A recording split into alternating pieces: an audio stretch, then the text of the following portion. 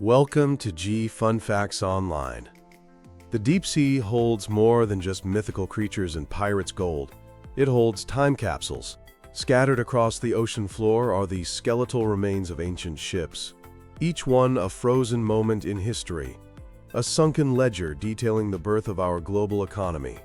For millennia, the sea was the superhighway of civilization, and these wrecks are the key to understanding just how connected our ancestors really were. Today, we're diving deep into the world of maritime archaeology to decode the arteries of early global trade. Let's start our journey in the cradle of Western civilization, the Aegean Sea. Over 4,000 years ago, in 1975, off the Greek island of Dokos, divers found what is still the world's oldest known shipwreck. Dating back to between 2700 and 2200 BC, the ship's wooden hull is long gone, but its cargo tells a remarkable story. Archaeologists recovered over 15,000 pieces of early Helladic pottery. We're talking more than 500 clay vases, cups, and urns. These weren't just for personal use. The sheer variety and quantity suggest a bustling, organized trade route connecting different communities across the Greek islands, long before the age of classical Greece. The Dokos wreck is a whisper from the dawn of maritime trade. But if Dokos is a whisper, the Uluburun shipwreck is a roar. Discovered in 1982 off the coast of Turkey, this 14th century BCE vessel is one of the most important archaeological finds of all time. It took over 22,000 dives across 10 years to fully excavate its contents, and what they found was breathtaking. The Uluburun was a floating marketplace, a microcosm of the entire Late Bronze Age world. Its cargo came from at least 7 different cultures, connecting Egypt, the Hittites, Mycenaean Greece, and the Levant. The ship was carrying over 10 tons of copper ingots from Cyprus, enough to equip a small army with bronze weapons. Alongside it was about 1 ton of tin ingots. For years, no one knew where the tin came from.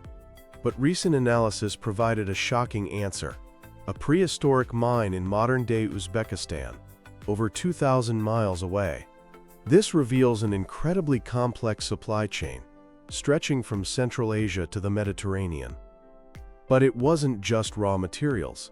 The ship was loaded with luxury goods, nearly 170 cobalt blue, turquoise, and lavender glass ingots, some of the earliest ever found, manufactured in the Levant. There was ivory from elephant tusks and hippopotamus teeth, gold jewelry, and most famously, a tiny priceless gold scarab bearing the name of Egyptian Queen Nefertiti. Was this a royal gift? We can only speculate. The Uluburun shipwreck revolutionized our understanding of the Bronze Age economy. The presence of standardized weights on board suggests a system beyond simple barter, a monetized exchange. This wasn't just a random collection of items. It was a carefully curated cargo, assembled by a sophisticated merchant to meet the demands of a connected world. Now, let's jump forward in time to the Roman Empire. The Romans called the Mediterranean Mare Nostrum, our sea, and for good reason. It was the lifeblood of their empire, a vast network of shipping lanes carrying everything needed to run the known world. The most informative artifacts from this era are amphorae, the large ceramic jars that were essentially the barcodes of Roman trade. Their shape, size, and markings tell us their contents, origin, and destination. A 4th century wreck found off Majorca, Spain, carried over 300 amphorae. Analysis showed they contained wine, olive oil, and garum, a popular fermented fish sauce. Painted inscriptions even pointed to their origin in Cartagena. The sheer number of these wrecks illustrates the massive scale of Roman commerce, allowing archaeologists to map trade routes and understand the economy of the empire in stunning detail. But it wasn't just food. Other wrecks carried massive marble sarcophagi, or blocks of Pro-Canesian marble, showing a booming trade in luxury building materials for the empire's elite. While Rome dominated the Mediterranean, Another great economic highway was flourishing in the east, the Maritime Silk Road. Our window into this world comes from the Belitung shipwreck, a 9th century Arabian dhow found off the coast of Indonesia in 1998. The ship was sailing from Tang Dynasty China back to the Middle East when it sank with a spectacular cargo that rewrote history. The centerpiece was a staggering collection of over 60,000 Chinese ceramics. This is the largest single trove of Tang artifacts ever found outside China. Most were mass-produced bowls from the Changsha kilns, showing the industrial scale of Chinese exports. But among them were exquisite, rare pieces that showed a deep understanding of the foreign market. Many ceramics featured Iranian and West Asian designs. Most famously, 3 stoneware dishes were painted with cobalt blue, a pigment favored in the Middle East but applied by Chinese potters. These are the earliest ancestors of the iconic blue and white porcelain that would later take the world by storm. The ship itself, an Arabian dhow built with sewn planks, and its cargo designed for a foreign market, provide irrefutable evidence of a thriving, direct trade route between China and the Abbasid Caliphate, a dynamic global economy flourishing over a millennium ago. This story continues even later. Just recently, 2 500-year-old Ming Dynasty wrecks were found deep in the South China Sea. One was carrying timber out of China, while the other, found just 20 kilometers away, was carrying over 100,000 pieces of porcelain into China. They were passing each other on a well-established trade superhighway. So how do archaeologists find and study these incredible sites?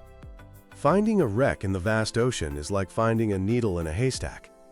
Researchers use remote sensing tech like side-scan sonar to map the seafloor and magnetometers to detect metal.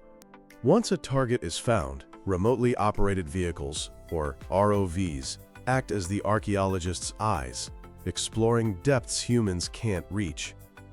The excavation itself is a slow, delicate process. Archaeologists use dredges and water jets to carefully remove sediment, layer by layer. They then use a technique called photogrammetry, taking thousands of overlapping photos to create a perfect 3D model of the site. This allows them to study the wreck in a virtual lab for years to come. Recovering the artifacts is only half the battle. A piece of waterlogged wood, safe for centuries underwater, will crumble to dust if exposed to air. Conservators must slowly replace the water in the wood's cells with a waxy substance like polyethylene glycol, or PEG, a process that can take years but preserves these fragile histories for future generations. From the Bronze Age Aegean to the Maritime Silk Road, these sunken ledgers reveal a world far more interconnected and sophisticated than we ever imagined. Each wreck is a piece of a giant puzzle, showing us the flow of goods, ideas, and cultures that laid the foundation for our modern globalized world. The oceans still hold countless stories, and as technology allows us to dive deeper, we will continue to learn more about the ancient mariners who first set sail on the seas of global commerce. Thanks for tuning in to Fun Facts Online.